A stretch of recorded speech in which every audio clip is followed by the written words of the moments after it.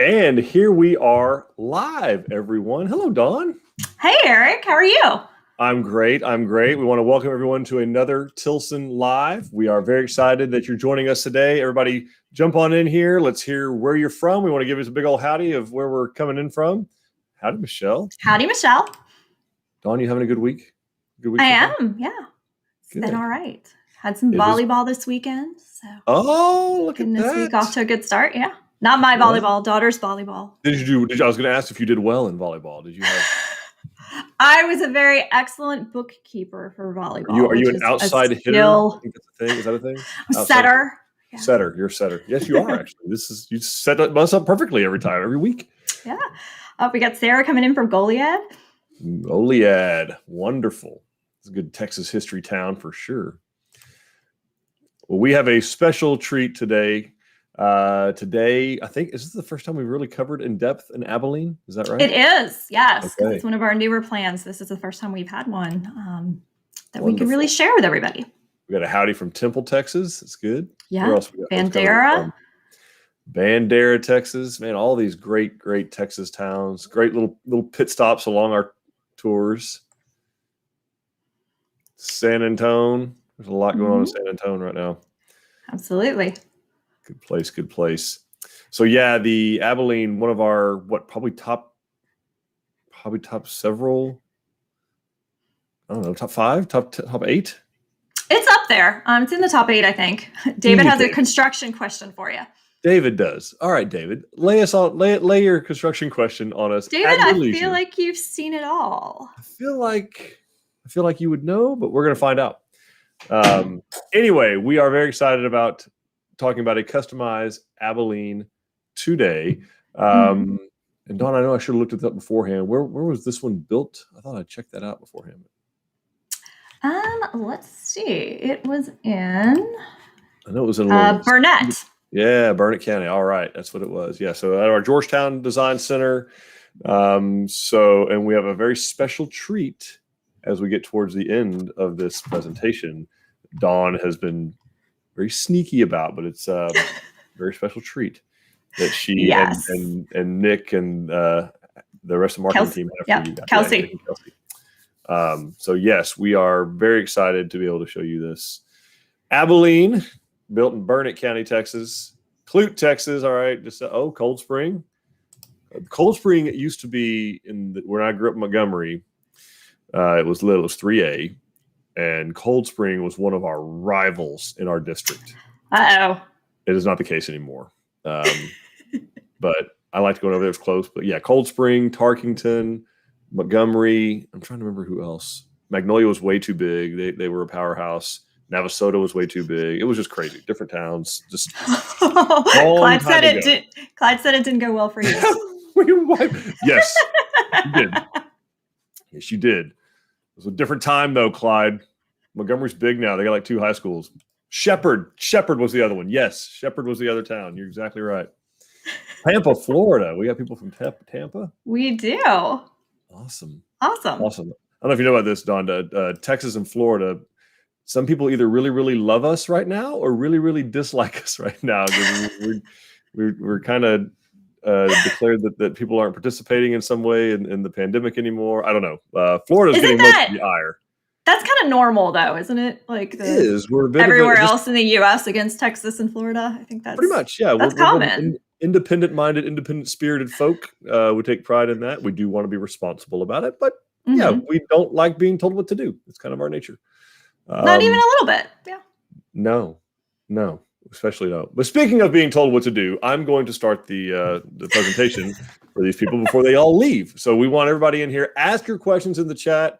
Dawn, Nick, and Kelsey will be monitoring the chat. We want to answer all your questions about building on your land, customization, financing, construction, anything that you guys are wondering about. Because again, our favorite type of buyer is what kind, Dawn?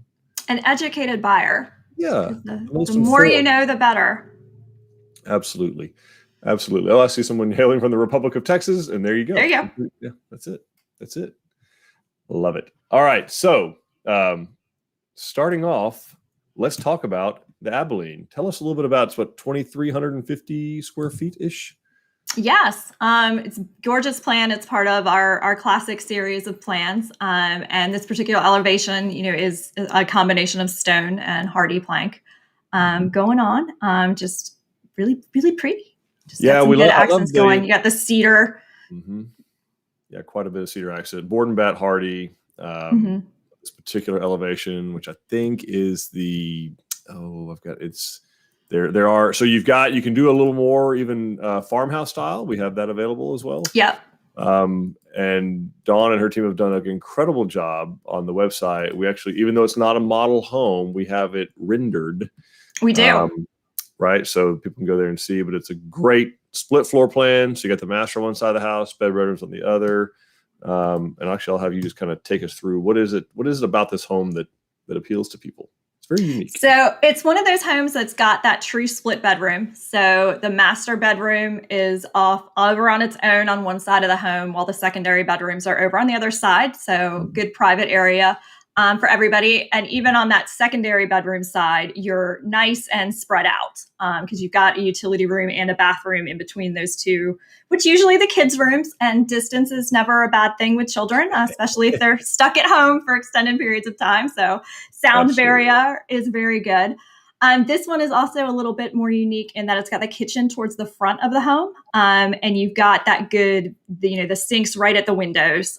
So if you've got that pretty view to the front, you can look out while you're taking care of dishes. We do have customers that request that. It's very rare. But we do have customers who are like, yeah, I need my view to be out the front. I want to watch the kids play in the front yard. I got a big oak tree or big pecan tree in the front, and that's what I want to see. And not a lot of plans, even in our own portfolio, not a lot lend themselves to that. It's very kind of a tip of the hat throwback design to the old farmhouse days, where you can kind of see the car pulling up the gravel drive kind of thing. So really unique. And this is a great home for that because you also have that really nice big front covered porch, that rocking chair front porch that everybody loves so much. And then you've got a nice covered porch in the back too. Yeah, and you can do your work from home or your remote learning very easily. Yeah, very easy. And there's also an option here if you wanted to convert that powder room that you see right there into a full bathroom. This makes a good guest suite when you're having visitors over. So it's a nice little setup. Yeah, when we do that, it does create their own private entrance from the hallway here. So, but they don't have to enter from the foyer or the family room. But anyway, great plan on our website. Got tons of custom options you can do to it, including an upstairs bonus room if you're interested in that. Front load garage, side load garages, whatever suits your property best. Detached garages, whatever you want to do. Yeah, and this is actually one of the homes that we have completely rendered 360 degrees. So you can actually do a full 360 virtual tour of the house with all this without any structural upgrades. The one we're going to talk about right now has some structural changes, but the one on the website on the actual floor plan page is how it comes. It's got some finish upgrades, but everything structural is how this would come built. Well, and speaking of that, Dawn, what type of structural changes did they make? So they did a few things. They changed up that master shower slightly, and instead of putting it as a standard, this shower is going to come with glass floor to ceiling, so that it's a wall of glass. These guys instead decided, hey, I don't want the wall of glass. I want that to be sheetrock instead. So it's just an opening instead of a glass door that you come in. And they also made some changes on the interior to the way that the seat lays out in the shower, and also did tile all the way to the ceiling. They also reversed the whole plan. It appears that did they? Mirror image. Yeah, I think it's mirror. Oh image. yeah. So. Oh yeah, it is. Yeah, from the one before. So yeah, they reversed the entire plan and then started changing everything else. And then in the master bedroom, they did that stepped-in ceiling. So added that designer kind of ceiling treatment in that room. Added a fireplace into the family room, and also did a stepped ceiling in the living room, family room area. And they actually put in cedar planks in that step ceiling area that match what you see in the fireplace surround. Cool. So that's really pretty. They did extend the rear covered porch, made it bigger than is standard. So they put it all the way across, spanning the space between the master bedroom and bedroom number 2. So it's just a very large back porch area happening. Awesome. Yeah. They did add the attached 2-car garage, which is one of the custom options with it. So it enters straight in through that utility room. In the kitchen, they added into a farmhouse sink, and then also Of course, yeah, definitely. And then also underneath the kitchen bar in the island, they actually chose to bring a little bit of the outside stone, a little bit more in, and did the whole back of the bar in that stone. And then Nice. on the exterior, they did put a stone wainscot all the way Okay. around. So quite a few changes. Still kept the heart and soul of the house, of course, but Mhm. yeah, they did quite a few changes on this. I love, of course, all the porch all the way across the back. Who doesn't like it? It's like an Yes. additional living space. I know. Who doesn't love a Particularly- bigger porch? yeah, particularly in Burnet County, the humidity is nice and low most of the time, and you can go out there and enjoy it. And yeah, it's just beautiful. So, Yeah. that being said, should we pause here? We got a couple of questions I've seen Okay. people ask. We can throw them up there, and before we get to how Absolutely. this thing turned out looking on the outside. Sure. Let's do it. So let's see. Bob Crane is asking, why do we not build in Austin city limits? Yeah, I think also another comment of like, take my money. He really Yes, wants us. he really, really, really wants to build with us. And as All right. much as we would love to take your money, we would love you more to buy property somewhere else. Yeah. So Bob, I mean, listen, for 60 years we built in the city of Austin. Got tons of happy customers in there. The struggle was the last 3 years that they've been booming, which is great. It's great for the state. It's great for the city. That's wonderful. The struggle is they're not real individual infill lot friendly, shall we say. Mhm. So the bulk of their parameters and policies and ordinances, and there's a bunch in Austin because they like to be cutting edge. They're very progressive. They all deal with mainly, broadly speaking, large production subdivisions. So 30 to 500 to 300 lot. Okay, which is fine. A lot of cities have that. The struggle is that because of the pace that they're growing and just the sheer number, the volume of permits, not just residential but commercial. I mean, you got Tesla opening there. You've got all these corporations Mhm. moving from California, which again is wonderful. They're completely overwhelmed, and trying to set a proper expectation for our type of customer, 91% of which is outside of an incorporated city. That volume and that backlog, coupled with the fact that this little infill lot thing doesn't really fit their procedures and protocols, it's almost impossible to manage an expectation. Everything they tell us is not right, Mhm. which means everything we turn around and tell the customer that they've told us ends up not being right. And we just don't want to put people through that deliberately. And then if the customer go and talk to the city and get a completely different answer from somebody else, and it's just not worth it to us to put people through that type of. I mean, they'll get it together. They're smart people there in Austin. They will catch up. And that'll be great, and maybe it'll be more conducive to the type of home that we build for those customers. But as far as like code stuff, energy efficiency, that got nothing to do with any of that. They build the Right. same code as the rest of the state of Texas. It is not. We build in much more difficult cities than that from a code perspective, particularly as you get down along the coast. It's got nothing to do with that. It has everything to do with expectation management and the customer experience. So great question. Sell your lot for a bunch of money and go buy another one somewhere else. Go buy a bigger one somewhere else.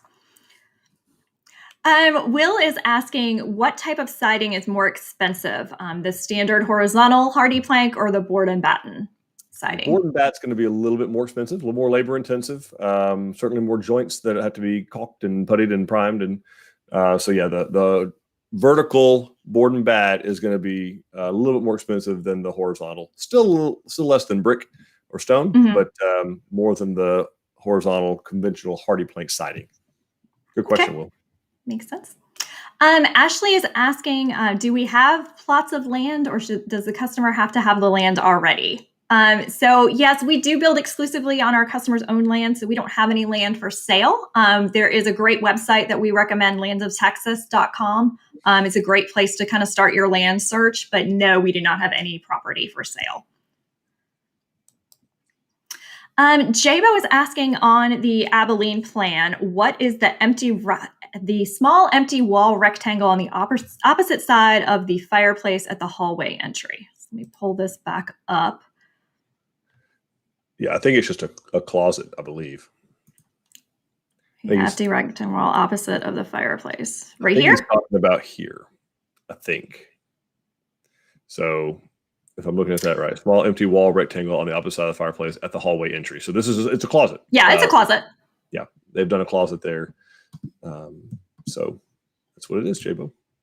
All right, perfect. It's in the stock plan as well. That's exactly how it's done. All righty. Let's see. Andrea is saying we have land that needs to be cleared first. Is that something y'all can help with, or does it have to be ready to go? We can help with it. We can't do a full-on site evaluation, of course, until it's cleared. But yeah, we can certainly set you up with contractors that can go out there and either hydroax it or clear it completely. If you know about where the house is going to go, you know for sure we're going to need the 100 by 100 or 80 by 80 cleared. Then yeah, for sure we can do that. Okay. David is asking, once a foundation is laid, how long does the slab need to cure for it to be safe to start framing? Great question, David. And basically the answer is almost immediately. Now, why do I say that? Because everybody knows it takes 28 days for concrete to cure completely. However, the frame is like the skeleton of the human body. So that's what it is to the house. Was it a simile? What is it? Yeah. As the skeleton is to a human, so the frame is to a house. There you go. Now, so our skeletons don't actually weigh very much. Most of our weight is in skin, organs, water, whatever else is floating around the body. So the house is not dissimilar than that. So you got the frame, and again, they don't frame it in a day. It may take them a couple of weeks to completely frame a home. And even when the home is completely framed, that's not the bulk of the weight. You still got, the sheetrock weighs tremendous amount. Your stone, hardy, that kind of stuff. So that's where a lot of the weight comes in. Obviously, cabinets. So, and by that time, the concrete is completely cured. The real deal is you're not going to have any significant weight on the slab for many, many weeks, probably at least 2 or 3 weeks. And by then, your concrete is well on its way to being completely cured. Again, 28 days is what it takes. But on my personal home, when we did it, we were framing 2 days after we poured the slab, and no issues with that. Like, they can be up walking on it within about 4 hours. The finishing crews, they're standing on it and walking on it, so it's already supporting the weight of a human by then. Okay, perfect.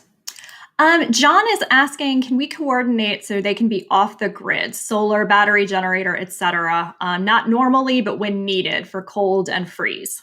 So generator we can help with. Solar we do not. There's a big difference. So. Generators definitely something we can set up. You just need to know what kind of fuel you're going to have for that. So if you don't have natural gas available, for instance, where you are, your options are going to be kind of propane, or they're going to be diesel. I have seen some propane and gasoline alternative that they burn both types. So, but you need to have all that fuel there ready to go too, because guess what? Everybody knows that when the hurricane comes or the freeze comes, the first thing that goes away, apart from bread and milk, for whatever reason, gasoline. Everybody goes and buys gas for every gas can they have, including their great grandfathers that hasn't been used in 7 years, fill up with gas. So you need to have some type of fuel. But yes, we can help with what type of transfer switch needs to be done, what company you're working with, and we can walk you through that. Great question, John. Okay. And J-Bo says we were looking at the wrong thing. So just above the fireplace, if you're looking at the plan, small rectangle near the entry. Sorry, not the hallway. It's on the hallway for the secondary bedroom side of the house. I think it might be this thing. Yes, that's just a little kind of like art. It's a niche. Yeah, it's a 42-inch high art niche. We have a way you can possibly see that in the little sneak that Dawn's done later. Yes. Yeah. Maybe. Yes, we do. Okay. We can show you that. We look at some elevations and then go back. Keep asking questions, guys. There's lots of great questions. I see some about post tension and rebar. I see. So we can definitely answer those. Let's let Dawn take us through some more of this house. Keep putting questions in the chat. We love to hear from you guys. We'll answer every single one of them. We promise. Right, Dawn? Yes, we will. Yep, we do. All right. We promise. Okay. If we don't catch it during the live stream, we will come back and get it in the comments later. That's right. But yes, we will answer every question. So here is the front of this gorgeous house. Stunning. Absolutely beautiful. Just love the way the stone and the cedar, just the look, just so pretty. You get that big, beautiful front porch we were talking about. They also chose to upgrade the front door. So you've got that beautiful hardwood door speakeasy happening. Yes, with a little speakeasy. So I can take a moment just to appreciate the landscape, like the live oaks and the mesquite and just the quintessential hill country. I mean, just beautiful. Yeah, really gorgeous pretty. property. Yeah, gorgeous property. Pretty piece of property. And they coordinate, of course, doing sidewalk, driveway. So this thing's ready to go. It is. It's beautiful. You can also tell it's a spray foam home. So notice we got no ridge venting. Burnet County is climate zone 3. So it is getting some spray foam insulation in the attic and in the walls, of course. There's a close up. Yeah, close up of the front porch. And again, that beautiful, beautiful door. Yeah, but plenty of talking about before, the Osco post bases that we use. So these are actually structural. They are decorative, but they are structurally decorative. Is that a phrase? It is now. They're decorative in that they're pretty, but they're actually serving a purpose in their prettiness. Yeah, but they're black, powder coated. They've got some very large screws that come with them that go in, and they actually get the post up off the ground. Even a treated post or seat or anything like that, you do not want it sitting on the concrete. You want it elevated up off the ground, even just a little bit, just a half inch, something, where it's not sitting in water, or even if it's just sitting on concrete. We remember that concrete will still pull that moisture out. That's right. So we want it to want those things up off the ground, up off the concrete. So beautiful, beautiful, beautiful. Very pretty. And there's the rear elevation back porch that they extended on there, and they've done a beautiful railing on the back since it is a little bit higher. Yeah, they did. And it's again, you got the live oaks just kind of just budding a little bit, just starting to come back to life. We got our propane tank here. So like we talked about, if they were going to be doing a generator or something like that later, you'd have a separate line for that. It's coming into the house back here, of course. You've got, probably I see a hose bib here. So probably the water stub coming in. So a few little vents. There's our fireplace coming up. So yeah, just really nice.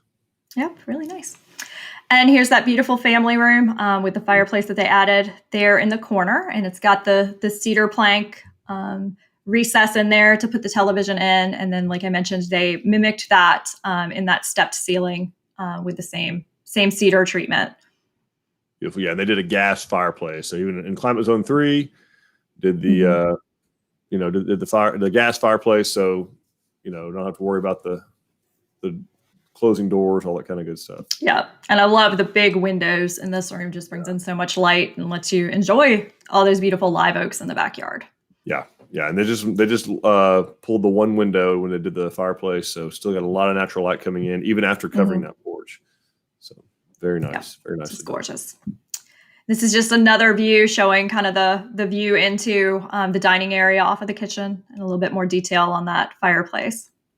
Yeah, and you can tell that the fireplace, I don't know if they can tell looking online, but the mortar is actually still wet. In fact, sometimes you can tell that if you go out one day, maybe late in the evening or something like that, and they've kind of left off at one point the day before and they go back, it looks like 2 different mortar colors. One's just drier than the other. They're going to dry up the same. So that was something I saw when I went through here. It does kind of catch your eye that, wow, this seems a lot darker than this. But the reality is the hearth was obviously done later than the rest of the fireplace face. So something to be aware of as you're going through the process that not all, hey, Rome wasn't built in a day. Okay, Dawn? It just wasn't. I understand, yeah. And the stone wasn't laid in a day. That's a new one. You're welcome. Courtesy of Eric.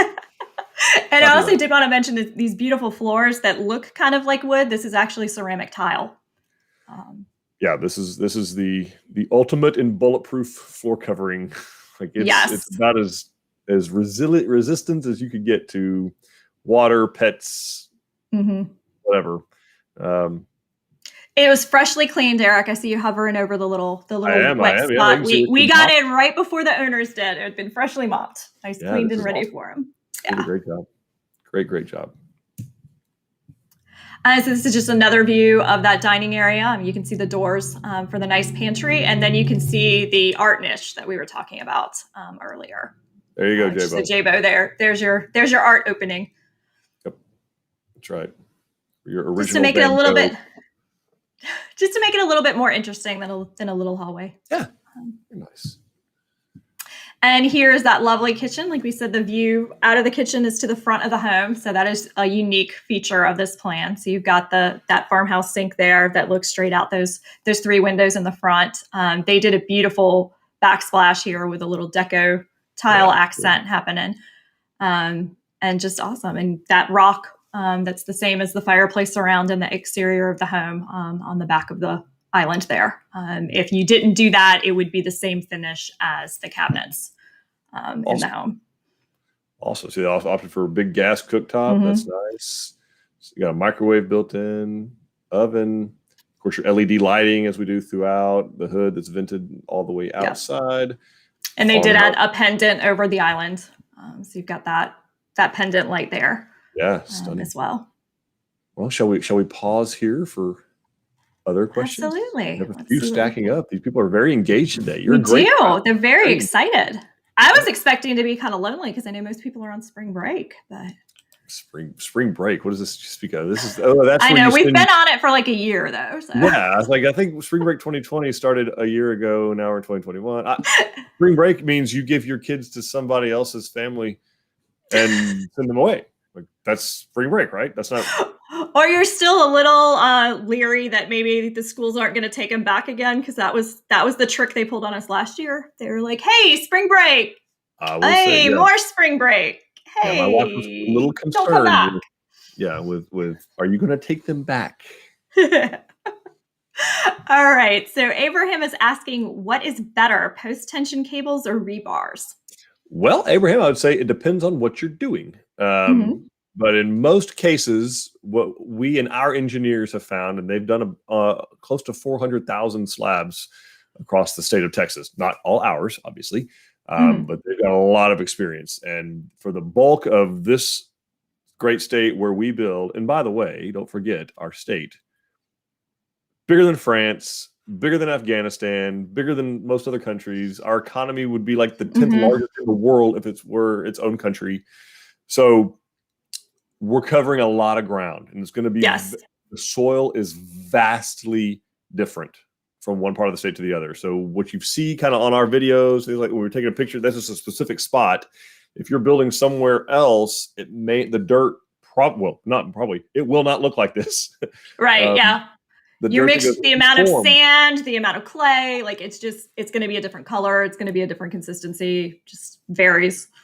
I know Abraham's more than you asked for, but what I'll tell you, broadly speaking, post-tension is going to be a better, for a slab-on-grade construction, post-tension or a floating foundation is better in that you're leveraging the strengths of the tensile strength of the steel by pushing that concrete and then thereby doing the compression strength of the concrete. So the theory being, if you want to get really crazy, you can have a void underneath that slab, and because the concrete's still pushing on itself, it doesn't really do anything. It's not going to sag. Whereas all rebar really does, broadly speaking, if you just like in the mat of a foundation, once the concrete starts to crack, it holds it together.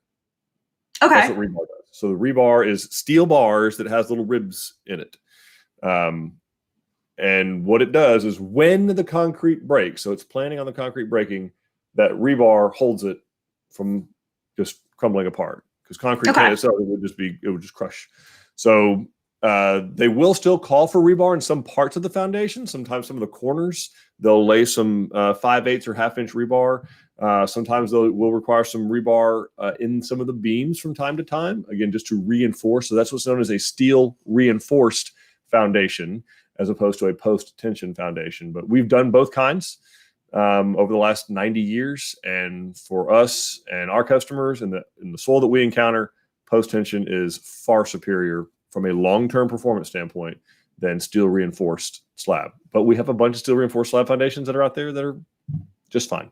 I have one from 2004 that's just fine. But I'm also in a very sandy area that doesn't have a lot. It doesn't react to moisture, lack of moisture very much at all. So. Okay, makes sense. Diana is just telling us, hey, from Ohio, and she is soon coming back to Texas to move to Georgetown. Welcome. Come on back, Diana.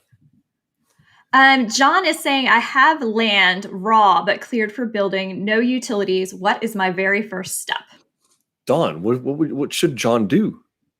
So the very first thing I would do is kind of get to a design center and talk to them about your property. Bring in, your site plan. Sorry, not your site plan, your survey. Bring in your survey so we can kind of take a look at what's going on, and then we can help you kind of plan out everything to do from there. If you're working with the design center closest to the area where you're planning to build, they can connect you with the right people to talk to for utilities and guide you through the entire process.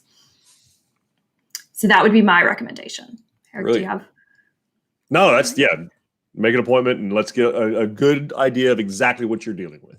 Mm-hmm. Because like we just said, the land can vary quite a bit. And that's just the soil we're talking about.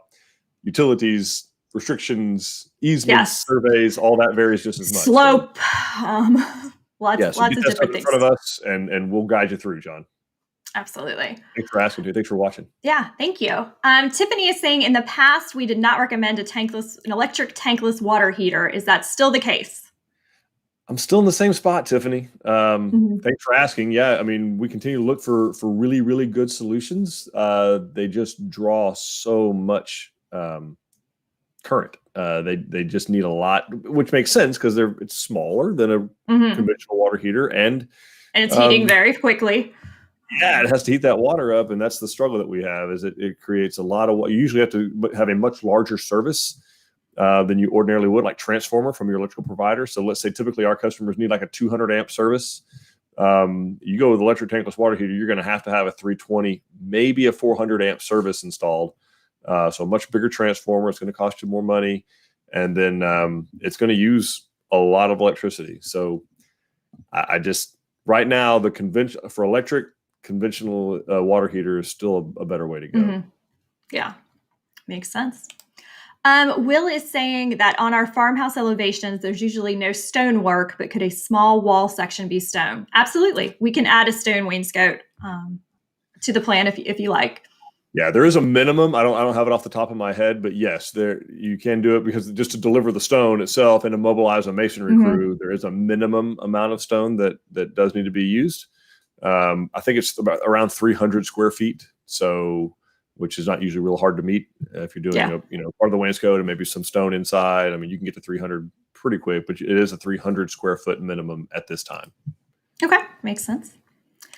Norbordo is asking, how does the USDA loan work with custom built homes? All right, Norberto, this is something we have very limited experience with. That I know of, we've done two, neither of which in recent history. I'm dating myself a little because I sold. I was going to say not very well was going to be my answer. Yeah. I mean, there are other alternatives though, Norberto. The thing about USDA, they have income limits on their borrowers. They also have caps on how much they'll loan based on the county in which you're building. So you want to be sure first the house you're building will fit under that cap, like a maximum dollar amount that they allow.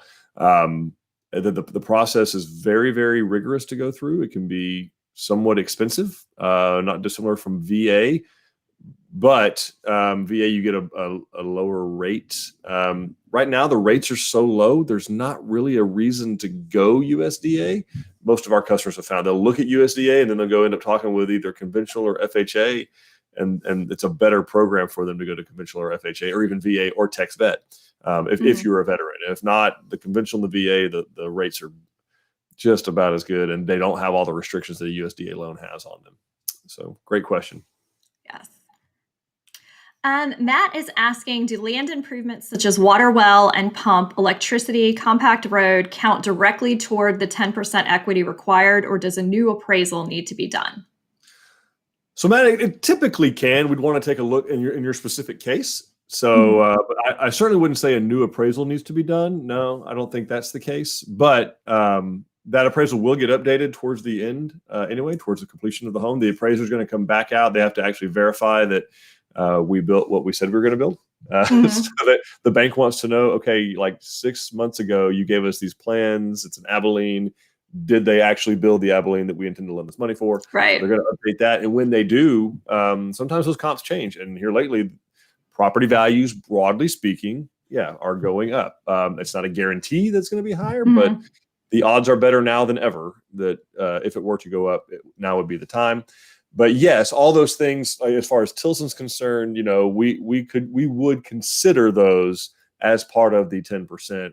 Ultimately, the appraisal is going to drive that, the final decision. But obviously, that's money that you, the landowner, spent on it that somebody behind you wouldn't have to do. So there's value there. Right. Yeah. Absolutely. It's just hard to get value of those things on an appraisal. Like anybody who comes and buys it, let's say resale, is going to assume that it has a working well, it has running water, it has power, it has a way to get in and out a road. So it's hard to get value. Fireplaces are very similar. There's not a lot of value in fireplaces versus what they cost. Swimming pools, things like that. So excellent. Let's see. Wani has a very long thing that I will try to read. She just wanted to say that Tilson has given me a great by Dawn Dantzler. Great experience so far. Just signed her contract 3 weeks ago for the Palacios model and has already had her meeting to show the customization she wants for the floor plan, the design meeting for paint, tile, windows, etc. And yesterday she had her stakeout in Fredericksburg. Oh, cool. Says she's having a great experience. I'm just going to summarize because it's really long, and wanted to give shout outs to Wendy and Allison in Spring, Danielle at Angleton, and Jane in Marble Falls, who did her stakeout meeting. So thank you so much for sharing, Lonnie. We'll pass those kind words along to them. Thank you so much. I shout at Wendy and Allison often when I'm in Spring. Well, now you can be nice about it. Judy is asking, why do we use foam and no ridge vents in Zone 3, and what zone is Brenham? All right, Judy. So while Dawn is looking up Washington County, Texas, which I'm pretty sure is too, I'm gonna post my money on too, but we're gonna confirm. So climate zone 3, it has to do with the air changes per hour, the maximum air changes per hour in that climate zone, which was drawn by the code standard people, not by us. It's a, what do I call it, an arbitrary line. There's some logic to it, but it meanders. It defies us. Yeah. But anyway, all that to say that you can't have any more than 3 air changes per hour on those homes. Climate zone 2, which is to the southeast of that, you can have up to 5. It just has to do with, that is traditionally a colder climate. As you know, in fronts across the United States, they come from the northwest and blow to the southeast. So when we do that with foam, you're actually, when you use spray foam insulation, you're doing the attic, like the actual rafters, so the top part of the attic, as opposed to the decking of the attic, which is where insulation would typically go. And you're doing, of course, the exterior walls like you would, but you're sealing the house up. That's the real benefit. You're not getting a higher R value with the spray foam. You're actually getting a little bit lower R value, but you're getting a super tight home. Well, we no longer need that passive attic ventilation that a ridge vent combined with the pre-drill ventilated soffit vents that we ordinarily use, because the attic's sealed up. So you're not going to be passively ventilating that. So there's no reason to have the ridge vents because it's completely sealed up. So you also don't have the pre-drill ventilated soffit, but we have to add a dehumidifier, a different type of damper system to make sure that we are getting fresh air and dehumidified air into and out of the home. So it's a little bit more science to it, but great question. Okay. And yes, Washington County is climate zone 2. So you're going to get fiberglass there. Keep my job. All right. All right. Let's see. But we can do spray foam in Washington County if you want to. If you wanted to. Kimberly is asking, are gas and propane tankless water heaters good? Gas is good. Yes. Gas is good. I will say they do burn more fuel than a conventional one, but they're not. It's not instant or on demand. This is a different deal, and that's sometimes a bit of a misconception. Tankless does not automatically mean instant. Right. What it means is it's a tankless water heater. That's what it means. It heats the water. It means in the zombie apocalypse, you do not have 30 gallons of water in your garage or wherever. So that's right. That is a disadvantage. In fact, the company we use, I think Renai is one of the ones that we use, and their website, because no one can ever spell Renai correctly, so their website is actually foreverhotwater.com. Their claim being that clever, as long as you have gas, you will not run out of hot water because it's heating it as it passes through. Now, those of you folks on propane tanks, it ain't forever hot water because you will run out of fuel eventually. So anyway, but all that to say that it does a great job of heating the water up to what you would probably see 118 to 125 degrees, which is what you would see on a conventional water heater. It can do that at plenty of gallons per minute for your home, and does it really well. But it does burn about 2.5 times more fuel than a conventional tanked gas water heater. So Mm-hmm. while you might save money in water usage, you will spend it in gas. All right. Makes sense. Let's see. Rebecca is asking, if you build a bonus room with an egress window, a door, and a closet, will it be appraised as a bedroom by definition? Whew. I am not a licensed Trek appraiser. And so I don't know that I could answer that question with a high degree of accuracy. I don't want to be wrong about that. Yeah, I mean, theoretically, it could, but that's going to be ultimately up to the appraiser and how that's done. It's, could you argue? You could certainly make a case for Right. it, but the appraiser does have final say on whether or not it meets the code compliance standards of. But I mean, if it has all those things, it fits. But there may be a little bit of debate about where you put the door. Like if the door is right, if there's no hallway, sometimes they'll get a little wonky about whether they call it a bedroom. A window and a door and a closet. It's a bedroom. The upstairs bedroom would be no different, really. Yeah. So. All right. I'm not going to take the appraiser exam or the inspector exam. I'm good. So it'd be at the discretion of the appraiser, but sounds like you've got good odds. Yeah. Diana is asking, we're looking for info about having the poured foundation stabilized prior to framing. Have y'all dealt with that before, and do you allow that, i.e. stabilizing piers? If the engineer calls for them, then yes. It's that's something that the engineer, if it's necessary, that will manifest itself in the geotechnical investigation. They're going to know because they're, if they don't encounter rock, which they do in a lot of cases in the hill country, they're going to go down 15 to 20 feet on those site bores. So we're going to have a really, really good idea of what type of soil is down there, not just right under the slab, way under the slab, how it's going to react. They look at old satellite imagery to see if there are trees or old road or that kind of stuff there. I mean, they're going to know. So it's not something I would just throw at a house, just spend the money and hope. Like I would not do that because piers don't always fix. So for instance, if what you're encountering is lateral movement, side to side movement, piers don't do squat for you. Because they're not traditionally, the piers are not attached to the home, or the home rather is not attached to those piers.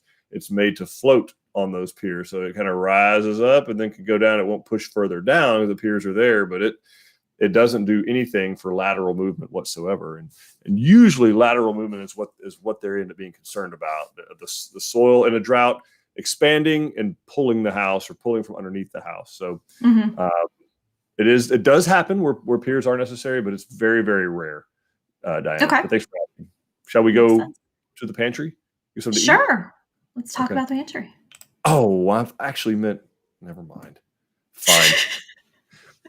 All right. You can have snacks later. These are excellent questions. These are great questions. Yeah, keep asking. You have a great group. Yep. I think I'm getting at least 70% of them right. Gotta be. Maybe 60%. Tony, grade him. Okay. All right. Oh, Tony has an opinion on the bedroom. He says you also have to have a smoke detector and then it's a bedroom. And the hallway that leads to it.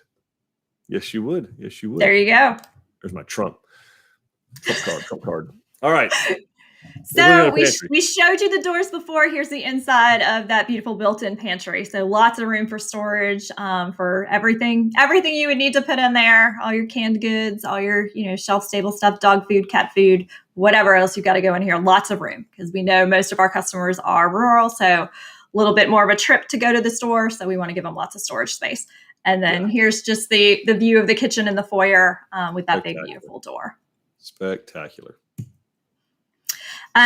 We of course have a utility room, so you've got space in there for your your separate freezer. You've got your washer dryer, a nice little space for folding clothes and storing, and the shelf that goes over top there. And then you have the lovely powder room. Yeah, and don't let it be lost on folks how large these utility rooms are that we put in. The utility rooms are huge. They're huge. Yes, yeah, they're really good size. They'll skimp on a utility room because it's expensive square footage, but our folks need this kind of space in their utility room bedrooms. I mean, they got freezers, they got dog beds, they got dog and cat food bins, we got kids' muddy boots, we got I mean, obviously, Dad's money boots are clearly left outside always. They don't ever come inside because we're basically perfect. But there's, just tons of storage is really important for our folks. Yes. Yeah, very nice. And remember, this is connected to that attached 2-car garage that they added on. So this is where you're mostly entering the house if you're the owner. Brilliant. So lots of space there. So here's your nice large master bedroom. I mentioned they added that step ceiling, so you can see that there. And like all of the bedrooms in a Tulsa home, it comes with a fan with the light kit included. Yep, and there's Tony's smoke detector because this is a bedroom. The master bath, it's got the his and her vanities going on there, and then you can see, it's granite countertops, really nice cabinetry happening, and then you can see kind of the up close of the master shower and the deco tile that they've added in, and the nice little shelf that we've got built in there for all your conditioners and shampoos, and then you've got the side shelf if you've got more stuff, and the full tile seat that they added.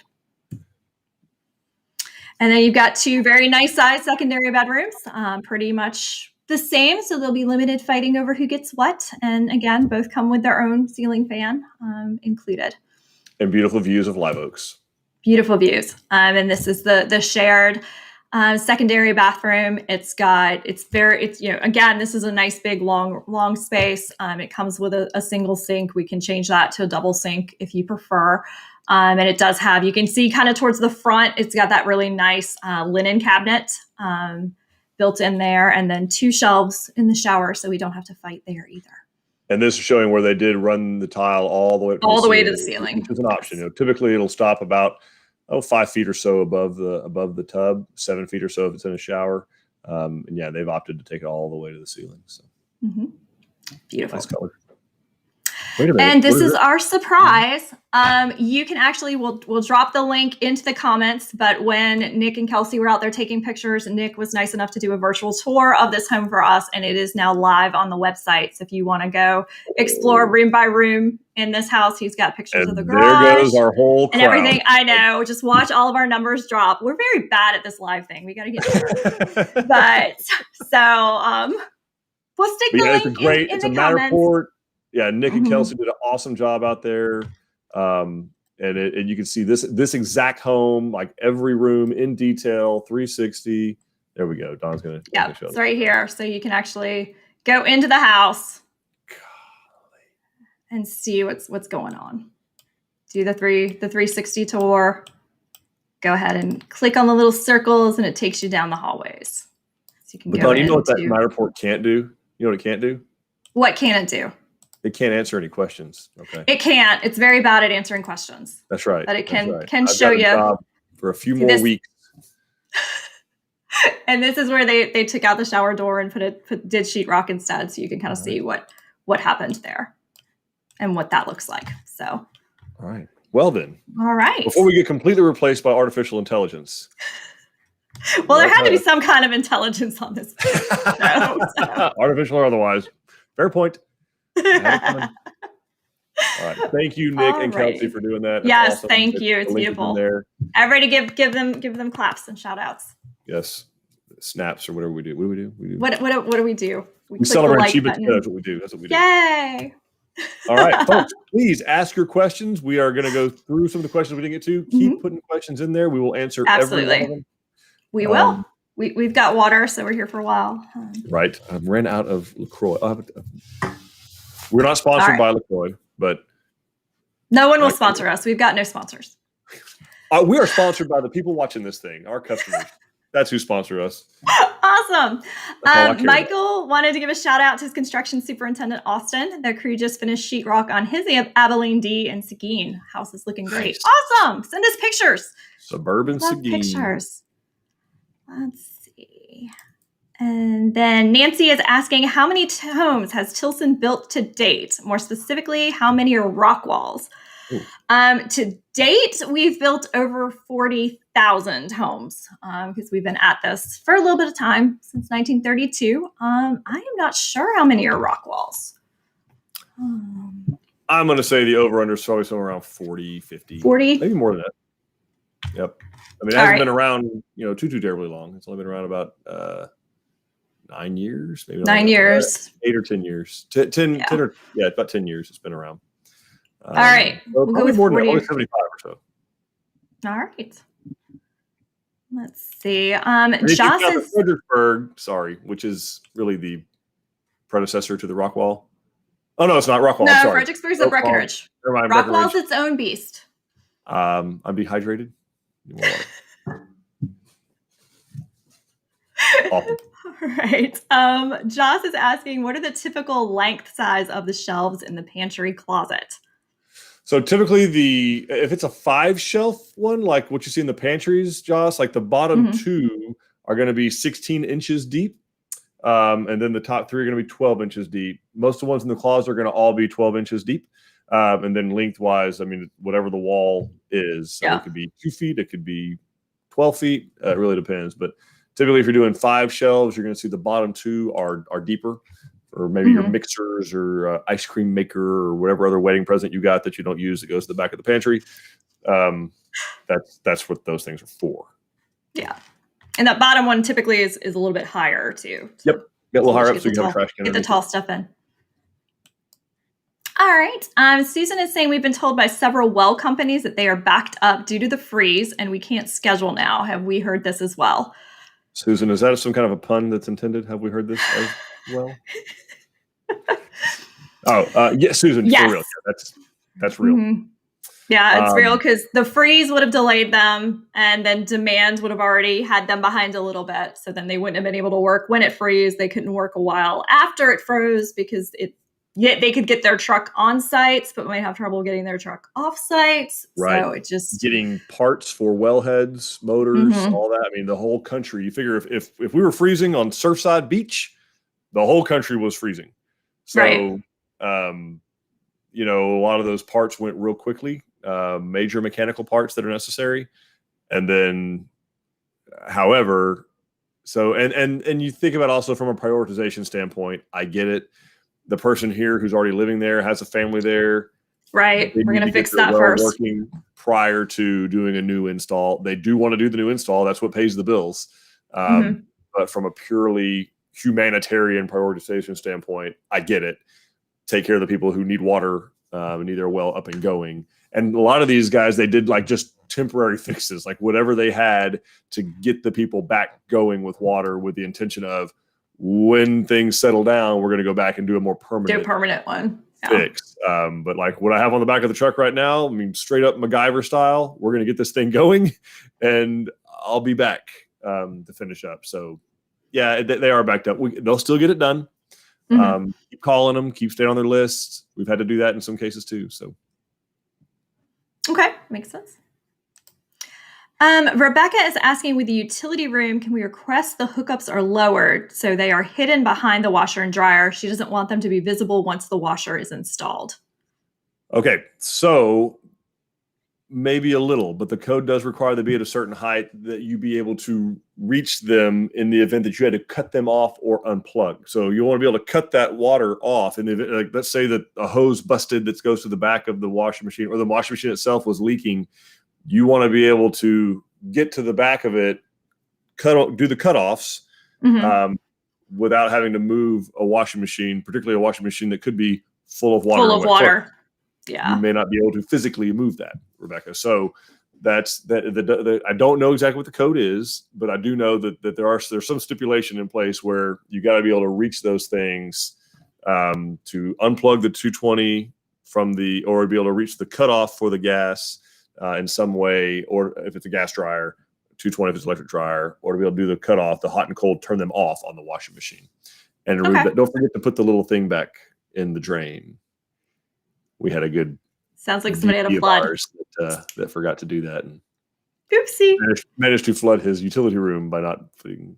Anyway, so you're saying the floors are really clean now in the utility room? Super clean, and Downy fresh. We had a marketing coordinator who had that problem too. Will is asking, since color selection occurs after contract signing, but selections can add to the price, is it possible to do an informal color selection before contract signing so they at least know if they're going above the standard levels and how that affects the price? Yeah, absolutely. Your design consultant can take you through. You're welcome. All of our color selections are done on site. There in the design center. So they can absolutely show you what the options are and what comes included in the home plan that you're looking at. And you can, if you're thinking that you want a different color or different level, they can look at that for you and give you kind of the ballpark price of what. Yeah, what I'd say most people do that whenever they're going through, like even doing the plan changes with one of our consultants, they'll at least take one, sometimes two trips to the color room about, well, I want wood floors in the family. Okay, well, let's go see which wood floors we're talking about. What kind of, you're looking at this or middle of the road. So a lot of people do that just as a natural part of the process. Yes. So, that is why we encourage the appointments, by the way, because obviously we have customers that are doing color appointments. So we'd want to be able to, make sure that you have the space to yourself or available. You and the consultant can go in there and, you want this tile and maybe this type of backsplash and this on kind of front door or whatever. But yeah, most people do that as part of the process. Will, great question. Awesome. Kimberly says she can't wait to build. She's going to do a cypress driftwood mashup. All right. We love mashups. Yeah.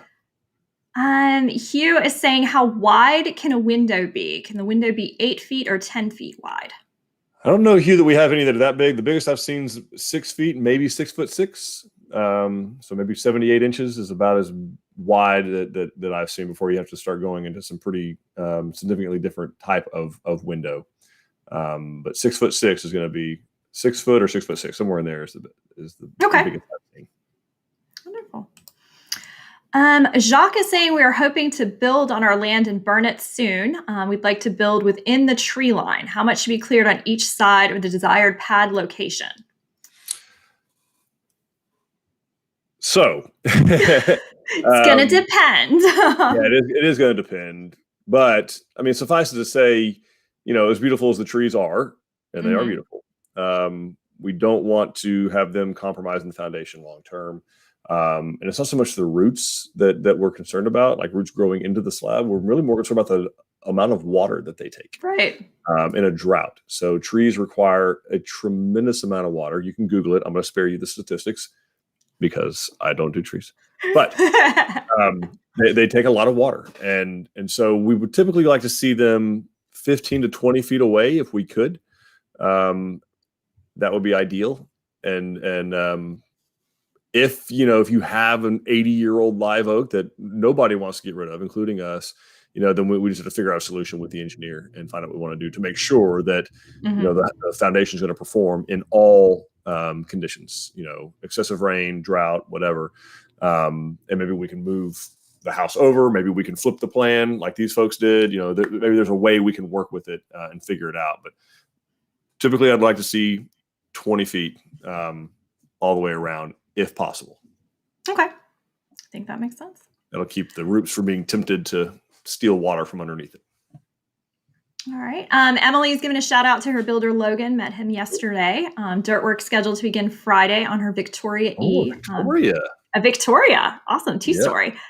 So she's beyond excited for her first house. Well, congratulations. That's awesome, Emily. Thank you for letting us know. And that is the last question I see, folks. So this is your last call to sneak them in while Eric tries to head out the door. But. Yeah. We're gonna try and head out. No, we really appreciate everyone watching. Absolutely. Course, as always, we hope this is helpful and beneficial to you guys. We get good feedback. But give us all the feedback that you want. If you want to see something different, if you want to see something else covered, let us know. We're always looking for new topics. We want to keep you guys informed and engaged and up to speed. And we'd love to do that. Don, what else do you have for these folks? Is that it? This, I guess, if we were in a normal TV kind of situation, this is the end of season 1 of Tilson Live. Because it has almost been an entire year that we have been doing these almost weekly. So thank you everybody for tuning in and finding us interesting enough to watch. We love you guys. We appreciate it so much. Season 2, I guess, starts next week. Season 2 starts next week. Well, yeah. So thank y'all for keeping this thing going. Not just, these Facebook Lives and hopefully they're informative to you, but but shopping with family-owned businesses, like that's a big deal. And for getting us and a bunch of other companies through this pandemic, we really appreciate it. And, yeah, we appreciate y'all. Couldn't do it without you. So we're grateful for you and cannot wait to see you and hope to someday soon make you part of the Tilson family. We'll see you guys later.